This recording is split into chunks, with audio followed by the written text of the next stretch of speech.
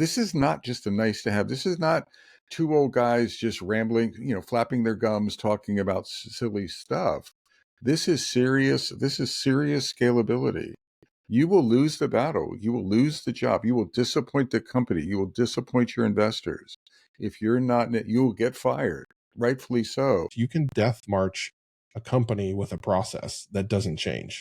Of, hey, we know this isn't working, but this is who we are. This is what we do. We're just going to keep doing this, and everybody knows it's not going to work, but that's what we do. And you're death marching your company, and that is not going to end well. Become a student of scaling. Become a student of companies in your niche. One of the best ways is to become a visitor to similar companies in your area. Invite yourself into other companies with peers and see what they're doing. They're ahead of you. You're at 50. They're at 100. How are they handling 100? But what you're doing is you're searching for patterns. You're like, I see that. I wonder if that's going to be relevant for us. Oh, and it's interesting how they handled that. Entry music. Da, da, da, da, da, da, da, da, da, da. It's the Bob and Josh Show. Growth, the final frontier. Why did you have to do Star Trek? These are the voyages of enterprise company growth, from startup to grown up. And what got you here won't get you there. Come on. Come on. It's Come better on. than anything I have, so we'll roll with it. All right, everybody, here we are. We are continuing our saga. How about that? Of discussing things that will help you as a leader. Bob and I in our planning session this morning. Yes, very in-depth planning session. Yeah, absolutely. Yeah, I scribed, like, I did an AI recording, but I personally scribed like stop 15 lying to pages. our listeners. All right, I lied. All yeah. right. Don't you I didn't AI take them. notes. I didn't take notes. I didn't AI it, and I didn't take notes. All right. So one of the things that we talked about is there's an evolution of companies, and maybe even not of companies, maybe just the department that you're in. You started somewhere, it was just a couple of people, things have gone well, and they're growing. And then things continue to grow well, and they keep growing. So your company, your department, your organization, whatever label, whatever thing that you're in has grown. And there are things that you should be doing differently when you're like a dozen people than you were doing when you were just you or just two. And I'm going through this right now as I'm helping a company through a startup phase. And I joined, and for a very short period of time, I was the lone technology person. So the process that I needed was quite light. I didn't need to do all of the things that we are going to be doing here in about a month or so, when our team will have grown to 7 or 8 people.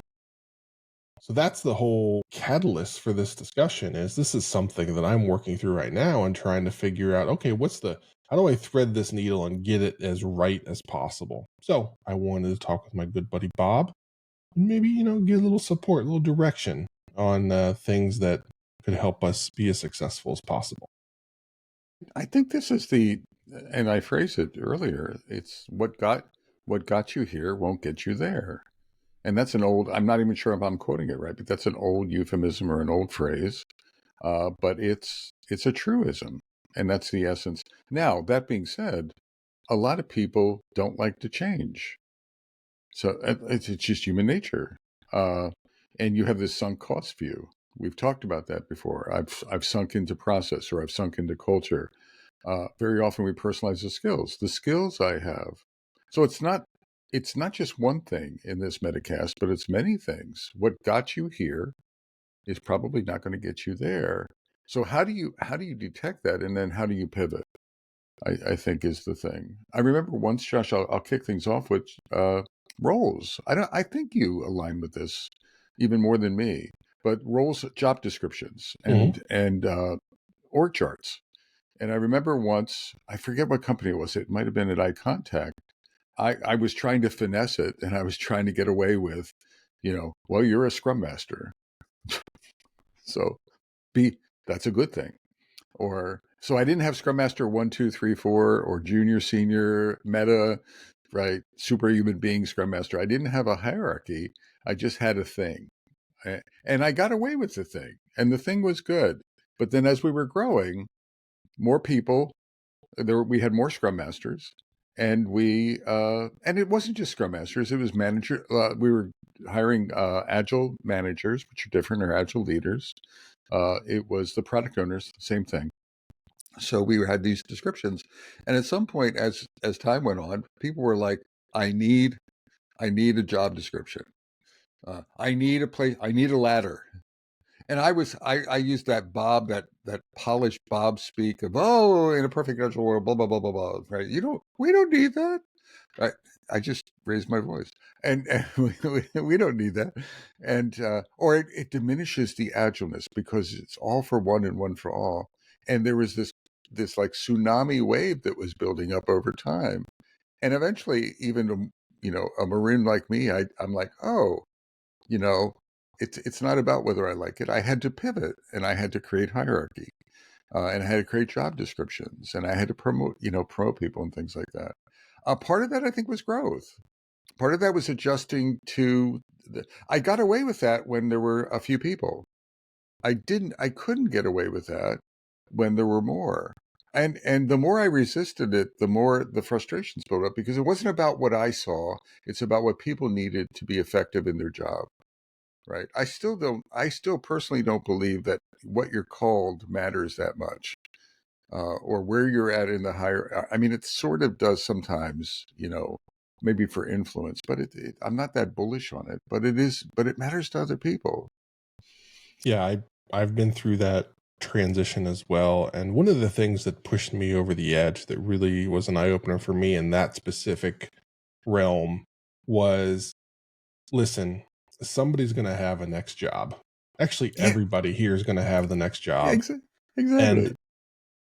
I wasn't doing good enough for them and not providing them with a externally communicatable label of who they were while they were with us.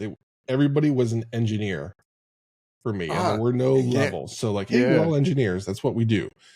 And it's like, okay, cool.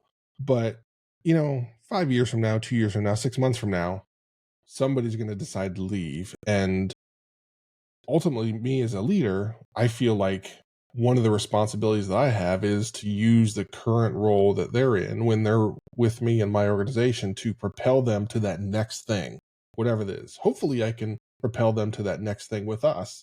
But I know that reality is that that's not going to work for everybody, just, numbers. So it was important for me to use this to create opportunities for my team members to springboard themselves into whatever the next thing was. And so by just everybody was an engineer, I realized I was holding them back. And so that was the thing that flipped the switch in my brain is I'm not doing good enough for my people. I've got this closed world view of like just at that point it was like 30 or 40 people. Just these 30 or 40 people are all that matter. And to me, that's all that mattered because that was my world and I had no thoughts of going or doing anything else. This was this grand experiment that I was on and I was really excited about it and I wanted everybody to be on board with that. Everybody was on board with it. But also everybody had their own career and their own life and their own things that they were worrying about. And I wasn't doing a good enough job with them. So one of the things that I really want to challenge every viewer and listener is I guarantee that if we go back to what Bob said of what got you here won't get you there, is that whatever your there is, for you to get there, you're going to have to change. You're going to Yeah. have to do something different.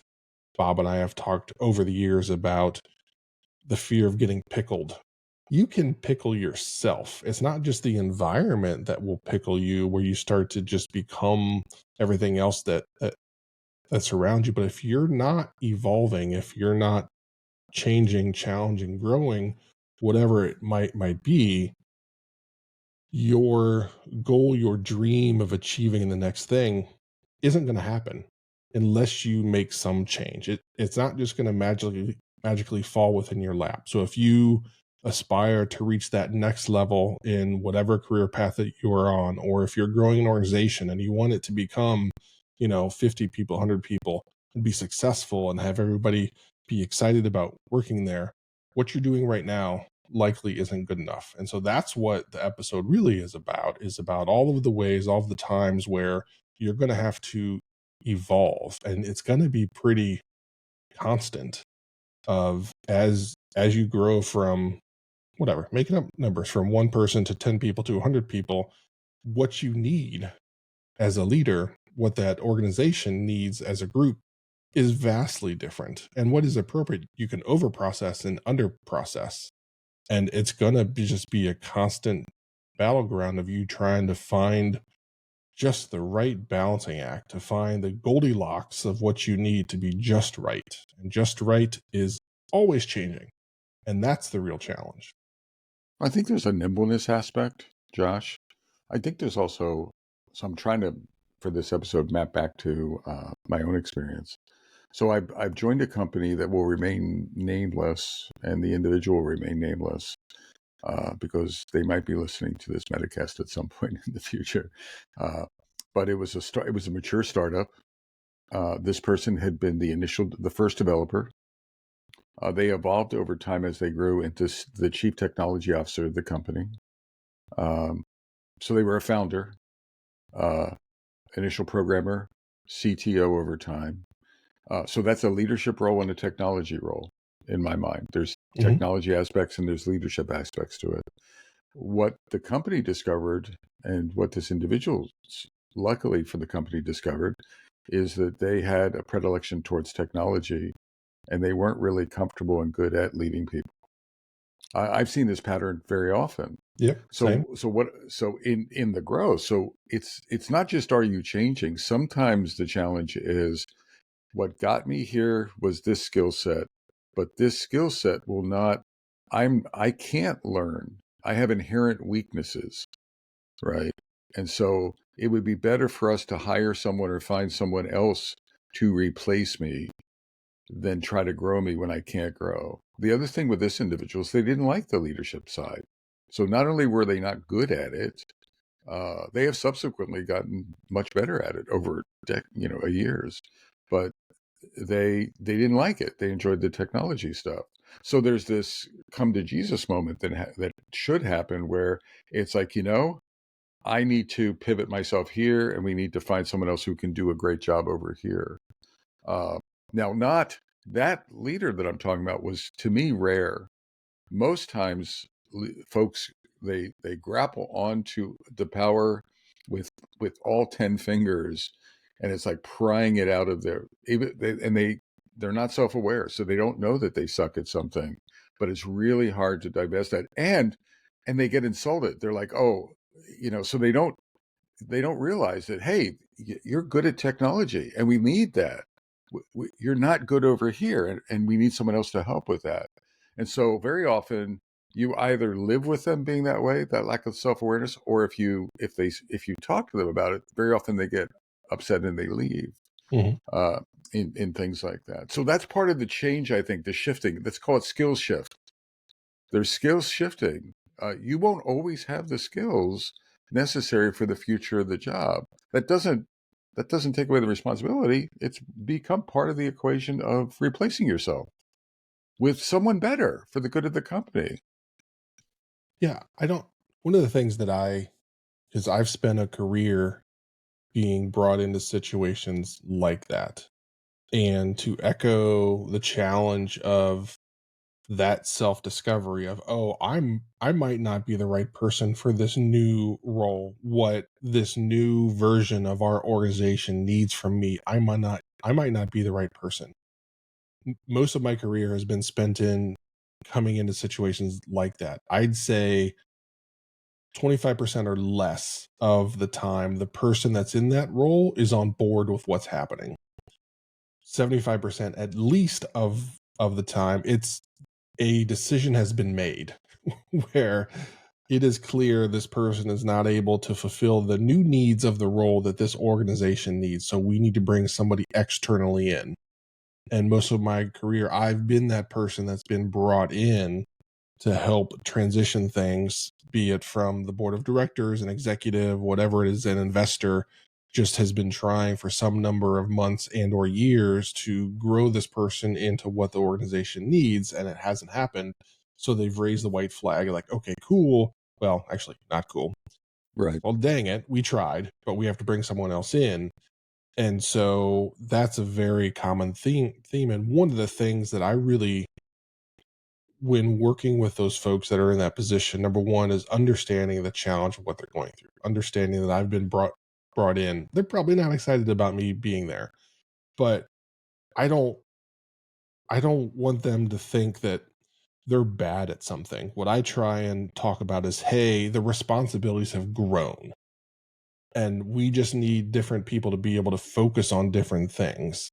And the reality of one person being able to focus on being a great technology leader and a great person leader, that's just really hard, especially at the rate at which we are growing. So I try and get people to understand and see that, hey, there's just more. There's just more that's being asked of this role, and it is unfair and often irresponsible for the organization to expect one single human being to be able to do it all. So I try and get people to understand that, because that's just a common thing, and it's a it's a challenge of founder led orgs, is that at some point it just becomes too much for that founder or co-founders to be able to do all the things they used to be able to do, and getting them to let go is a challenge. So for all of you viewers and listeners that are out there, if you're in an organization that's growing, what are the things that are happening around you where there's more being asked of you, that it's starting to reach that breaking point, or maybe it already has, where it's impossible for you to be all of the things that are asked of this new role? It's likely time to go get some help, to go figure something out, to delegate, to hire, to Right. process things, whatever it might be. If you're going through growth, you are likely near a point where time to bring in some help. And that's scary, and letting go is hard, and all of the things. I understand. I'm not saying it's easy, but the things we talk about in this episode aren't easy. If they were easy, it wouldn't be worth talking about. So that's really what Bob and I are trying to help you with here. Well, and Josh, you were alluding to it almost as time. I'm overwhelmed with time. I really, yes, it may be too much for you, but I want everyone to be self-aware of, do you still have the skills? Have the demands, have the skill demands, have the experience demands of the new organization outpaced your ability, your skills, and your ability to learn them? Let's say financial skills, CFO-ish skills, right? Organizational finance or organizational tax laws, sort of, universal organization, cross country organization dynamics. You may not have the time to learn that. So there's nothing wrong saying I'm not there. I need to hire someone to do that. The real problem, Metacasters, is I think it's counterintuitive. Folks think I can't show weakness and that'll save me. The problem is not showing weakness or not being aware of it is what causes the issue. If you get ahead of it, if you're self-aware and you say, I either don't have the time for this or I don't have the skill for this, typically I see the organizations like honoring you. You're a founder. We'll figure out, we'll leverage what you're good at and we'll go invest in other people. That's just a natural evolution. But you have to get ahead of that curve. Don't get stuck. Don't pretend that it's not there. That's not that's a recipe to disaster. There's another thing I'll say is even founders can get fired, right? So if Mhm. you think there's this false sense of I have founder security, well, not always. So it's not always there. Yeah, I want to echo that first part, and then I resonate with the second part. Is I have never, in, dear Lord, for as long as I've been working, the decades that I've been working, I've never seen or heard a board of directors or other executives or other co-founders not really, really, really want to honor those founders and really want to take care of them. The only time it gets to that point that Bob talked about, when founders get fired, is when founders aren't willing to let go and grow and evolve to support what's needed. But everywhere I've been, it's like, we have got to find a place for this person to be within the organization. They helped us get here. They are one of the reasons we are here. Without them, none of this would happen. So we need to honor and value that. Josh, help us find a role. Tell me where this person can fit in. Everywhere I've ever been, there has been an insane desire to make that happen.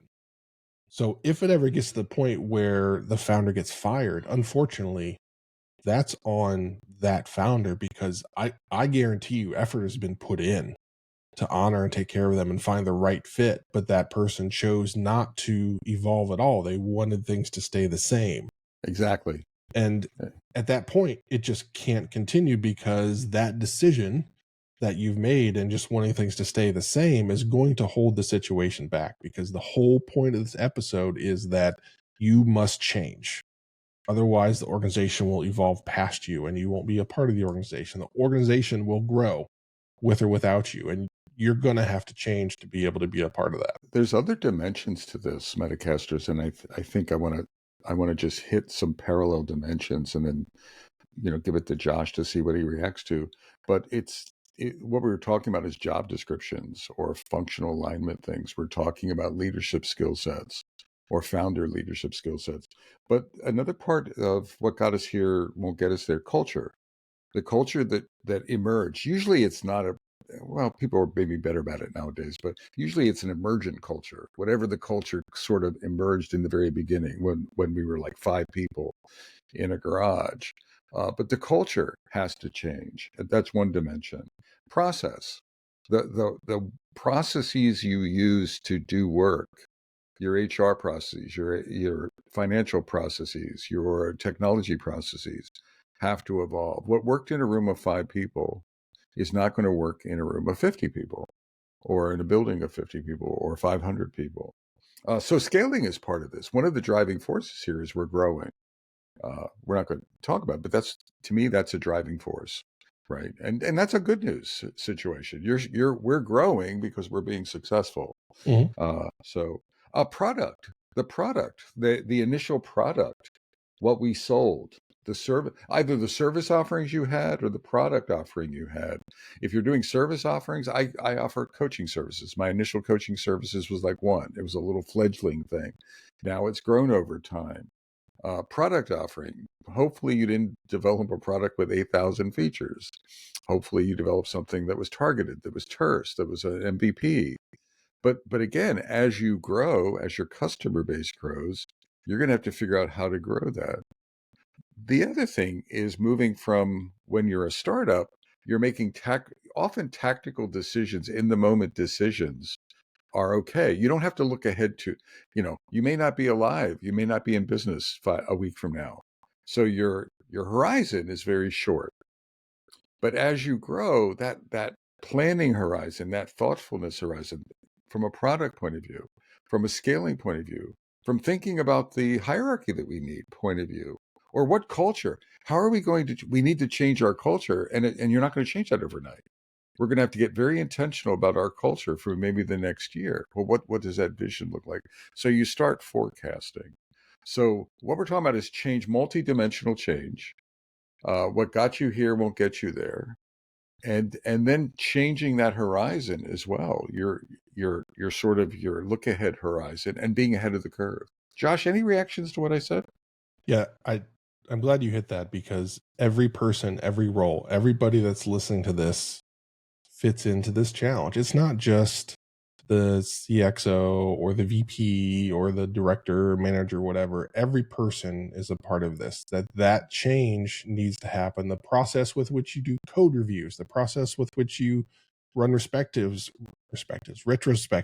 or your planning approach, or whether you plan for 1 sprint or 7 sprints or 1,000 sprints or whatever it is, that what you need is different. One of the things that so many people struggle with, and this is where I think a lot of people limit their capability to grow, is that they overprocess things of, hey, we're just a couple of people. And so we start and we got to do all these things. We have to have all these things. And well, no, you don't. You don't, because what happens is you end up spending time to create all this communication and visibility for visibility that already exists. There's like 2 of you. So there's inherent visibility because you're talking constantly. So going through all this process to create all this other things, like there's no one's consuming that. So it's not needed. So that limits your capability to grow into whatever that next level is. Then the the lack of willingness to recognize that our process needs to change. That either we have too much or we don't have enough. And the thing that's going to happen is that something's going to break. And I've seen too many organizations that just get frozen in like, hey, this is our process. This is what we do. This is who we are. We plan like this. We do this. We communicate with this. These are our meetings. That's it. And like, if that doesn't work, then I don't know what will. And that causes people to fail. That's a reason. So if your process hasn't changed in a while, I bet there's some inefficiencies that are out there that are holding you back. I do think there's I think folks with startups, if you look at the model from startup to larger company, a lot of people are coming from different companies into that startup. Mhm. So there's a lot of folks who have scar tissue related to heavyweight processes. So they go very lightweight. But then as they grow, there's this phenomenon of they still resist. It's like, oh, we want to be lean, we want to be nimble, we want to be frisky, right? We don't want to lose our friskiness. And so it doesn't, and no one does. I don't want them to lose their friskiness, but at the same time, heavier weight processes or heavier weight methods are not inherently bad. Uh, they may apply. So you have to give yourself. So I think part of it is giving yourself permission or uh, or understanding that rules and constraints are not necessarily evil, and step into that as a leader. Like when you're setting up a hierarchy, remember I said I set up a job. Well, then there's rules for like what is the experience level that I'm setting up rules. I'm setting up rules to promote people into those things. I can get incredibly heavyweight about it, but again, it's rules are not necessarily bad. Leaders set up rules. Leaders need to set up constraints. I see a lot of startups as they're maturing. They're very shy about constraints. I understand the why. And again, we're not bringing in like US government level constraints. I'm not giving you permission for that. But, you know, you're going to piss people off, right? If you have like, well, if you're going to say, well, you need 5 years of experience as a senior developer to become an architect or whatever it is, someone may argue that's arbitrary, etc. But you know what? So you need something to anchor, particularly if you have 5,000 engineers. You're going to need constraints that not everyone's going to agree with.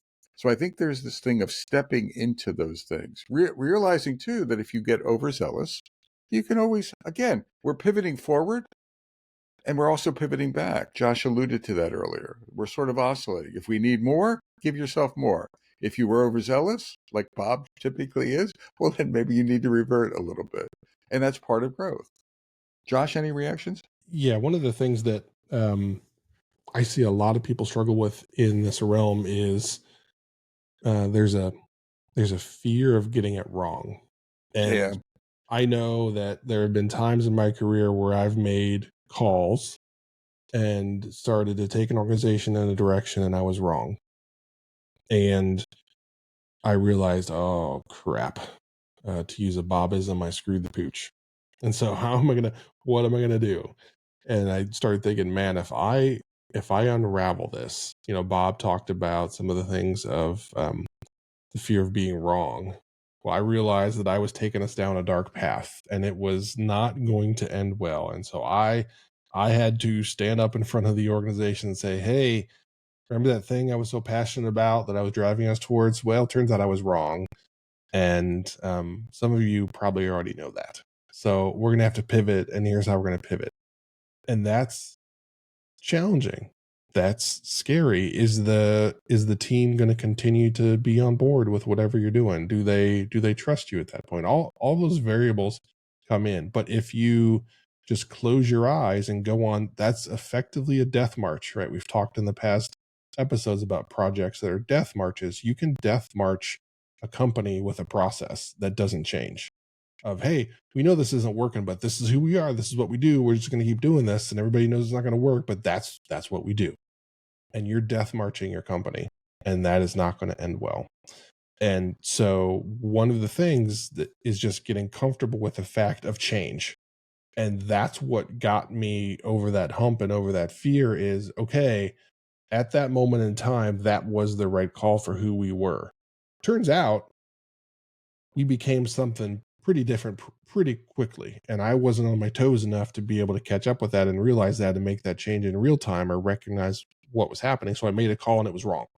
But that's okay because we're different now. And what we need now is something different. And so you have to be willing to accept that a decision that you made however many months ago will be defined as wrong. It might not have been wrong at the point in time with which you made it, but to the original point that Bob has said, what got us there wouldn't get us where we need to go, right? It yes, that made sense 6 months ago. We were 5 people. Now we're 35 people. And now we have to make a drastic change. And everybody's going to table flip and say, but Josh, you said we were going to be this, we were going to do this, and this was the thing, and blah, blah, blah. Like, yes, that's what we needed then. Unfortunately, well, actually, fortunately, because this is a good thing, this is what Exactly. we need now. And it's different. It's called leadership, Metacasters. Strap them on, tighten it up. It's called leadership. And I think that's an important part. I wanted to talk about uh, this future arcing thing. I'm going to call it future casting.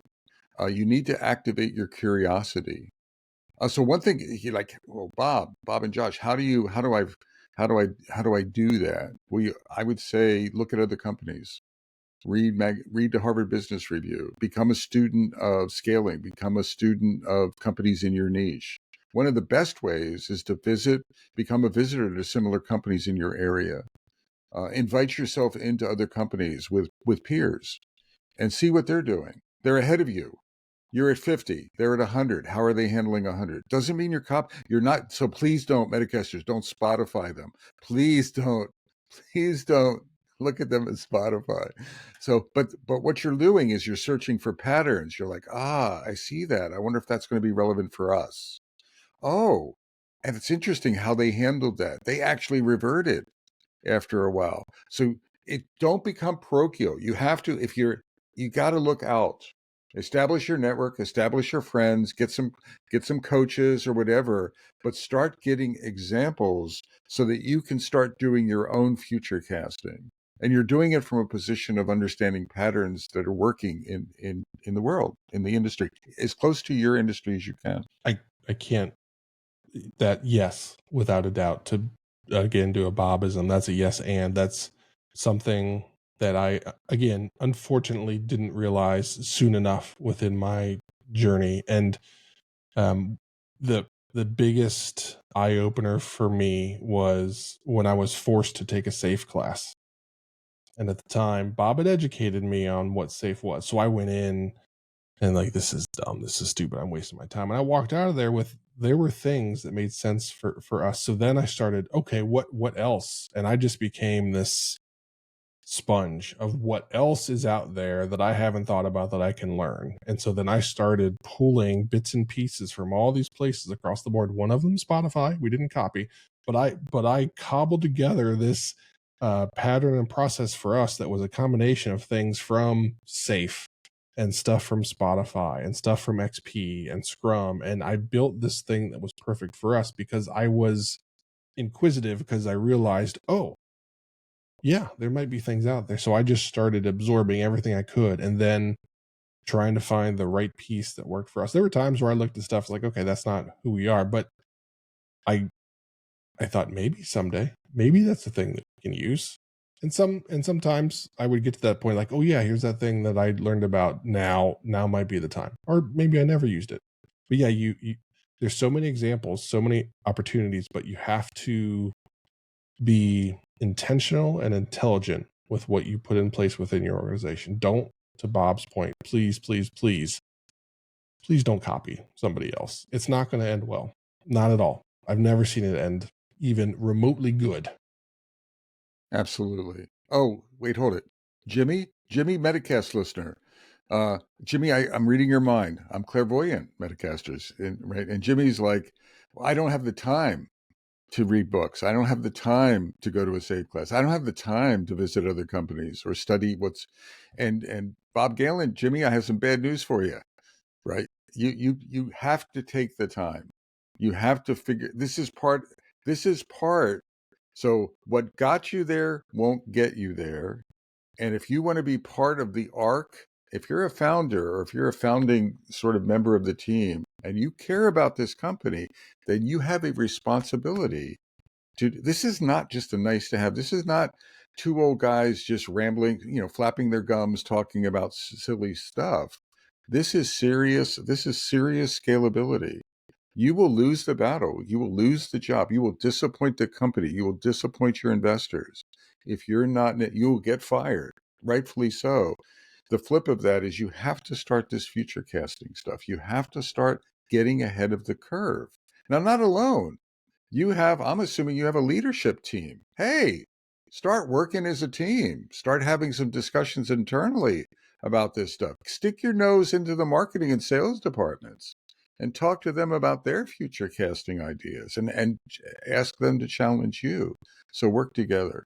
But this is an imperative. It's not it's not an option. If it's an imperative for you as a leader. Jimmy, I would like to address a harsh reality for you. If you are in the situation where you listen to Bob and Bob said he heard you say this, that you don't have time.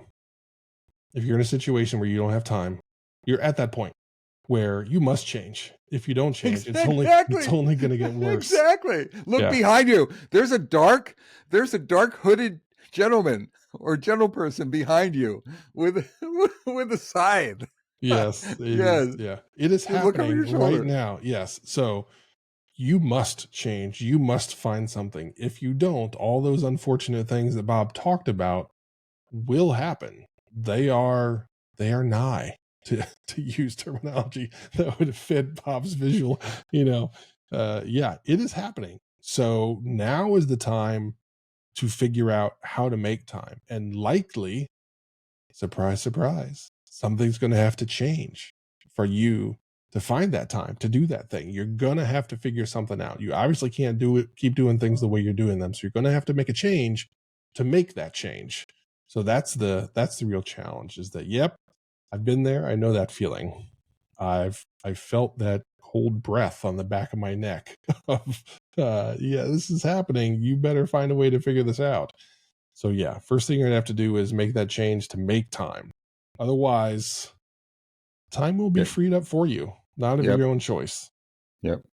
As you were talking, Josh, I had one maybe a way to land the episode is Metacasters. One key to all of this, and we alluded to it a little bit earlier, is holding on to everything.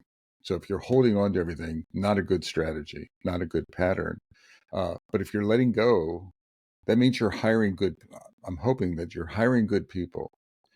And so hire good people, give them a mission and a vision, trust them, and then get the hell out of their way. Josh is very adept. Josh is from afar, from looking through a window. I've watched Josh, and I think he's hired great people. But beyond that, you can hire great people, but if you're still like this, you're not activating them. So hire great people and then activate them, and then be willing. And that's part of this growth strategy. That's doing your job. That's developing, that's scaling an organization, that's creating the scaling, that's creating the autonomy in the organization for the organization to be self-growing, self-learning, self-growing. So the hiring, don't go it alone. It's the final tool trick or tool tip I would have. Never go it alone. Yeah, I think that's the only path out. Is you're gonna have to get additional people that can focus on things that have become impossible for you to focus on all the things. That is just the reality. Is that the new world that you're in, because of the good stuff, because of the success, you hear champagne problems, all these, first world problems, all these things where things are going good. And things are going good, as a leader, that means you're going to have to change, you're going to have to let go. And the only path to success that I've ever seen is getting really good at hiring really good people and then empowering them with what they need to succeed. That's the only path out. I've never seen it work any other way. Maybe there is listeners. If you have thoughts, ideas of things that I've not seen, please share them because I'd love to share them with the rest of our listeners and viewers. Bob, Are we done, Josh? I think so. All right. So let's stick a fork in this baby. Yes, Metaphorically speaking. of course. So, Yes. of course. So, from beautiful downtown or slightly cloudy and Yeah, balmy Cary, North Carolina, and not as balmy downtown Fuquay-Varina, North Carolina. I'm Bob Galen. And I'm Josh Anderson. Shake. And bake. Take care, y'all. All right.